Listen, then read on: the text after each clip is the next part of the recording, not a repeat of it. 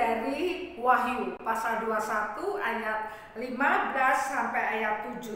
Ayat 5 sampai ayat yang ke-7 saya ngomong ya. Dikatakan demikian, ia yang duduk di atas tahta berkata, lihatlah, aku menjadikan segala sesuatu baru, dan firman-Nya, tuliskanlah, karena segala perkataan ini adalah tepat dan benar. Firman-Nya lagi kepadaku, semuanya telah terjadi. Aku adalah Alfa dan Omega, yang awal dan yang akhir. Orang yang haus akan kuberi minum dengan cuma-cuma dari mata air kehidupan. Nah, ini saya senang. Barang siapa menang, ia akan memperoleh semuanya ini. Dan aku akan menjadi Allahnya, dan dia akan menjadi anakku. Saudara, tema kita hari ini adalah kamu menang atau kalah. Kamu menang atau kalah. Kalah dan menang sudah merupakan sesuatu yang kita tahu sekali ya, vocab itu ya. Karena mungkin dari kecil kita sudah mendengar kata kalah dan menang ketika lomba nyanyi, lomba musik, lomba 17-an.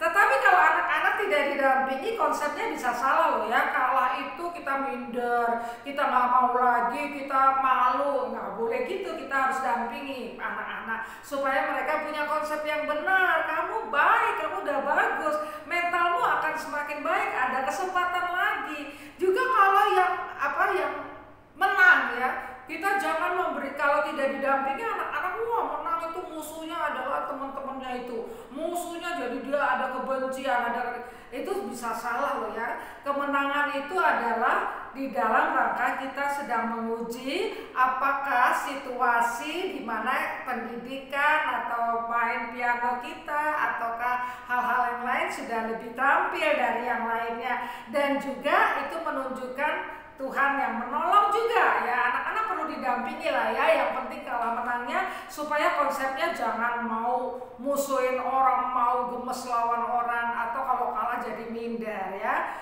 Dan yang dikasihi Tuhan, kita belajar kalah dan menang itu di dalam kehidupan sehari-hari. Tetapi kita lihat juga di dalam teks kita, Tuhan katakan barang siapa menang. Berarti ada kalah ya. Barang siapa menang. Tuhan juga memberikan konsep kalah dan menang, tetapi fokusnya bukan kepada orang lain, bukan kepada situasi untuk memusuhi orang lain, tetapi kepada kuasa-kuasa jahat yang mempengaruhi dunia dan juga bisa mempengaruhi manusia. Oleh karena itu dikatakan bahwa kita harus di dalam perlombaan iman sebenarnya untuk kita mengalahkan akan segala cobaan, sehingga pada akhirnya kita mengalami kemenangan-kemenangan. Dan yang dikasihi Tuhan, sekali lagi persoalannya, fokusnya waktu kita kecil, kalah dan menang itu bukan manusia, tetapi diri kita supaya berkembang, mental kita berkembang, kita uji pengetahuan kita. Kalau semakin dewasa, kalah dan menang itu dengan cara yang benar. Kita nggak boleh memojokkan orang, menjelekkan orang supaya kita menang di kantor ya, jabatan kita menang, kita terpilih dengan cara-cara yang jelek. Itu namanya kita masih kanak-kanak ya. Kita harus di dalam keadaan baik, karena fokusnya bukan melawan orang lain, tetapi menguji diri kita sendiri, kemampuan kita, dan juga kita menjadi orang yang tetap baik kepada mereka yang kalah ya. Saya pernah punya contoh, itu ada namanya Agustina Manik, atletik mana ya, dia itu lawan sesuatu, lawan orang lain, kemudian kalah. Terus waktu dipandu dia merasa, aduh, dia juga merasa sedih ya, lawannya kok akhirnya dibopong karena jatuh ya. Dan bagus sekali ya, dia nggak melihat lawan itu sebagai musuh, tetapi itu sebuah perlombaan.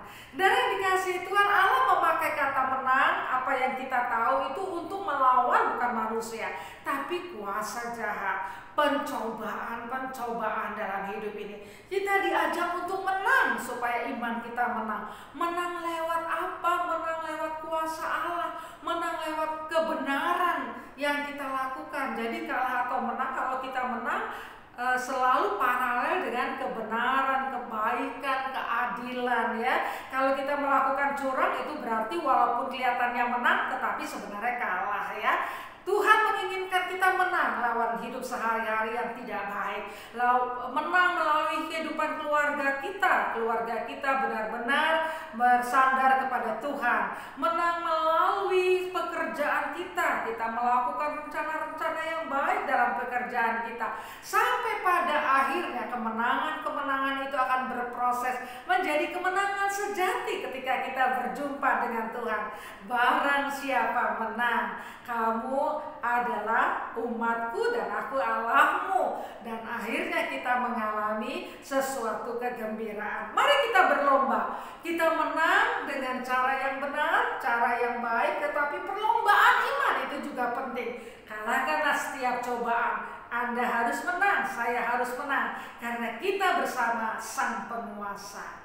Terima kasih Tuhan karena Engkau mengingatkan kami supaya kami menang atas segala cobaan kami dan kami boleh memuliakan Tuhan.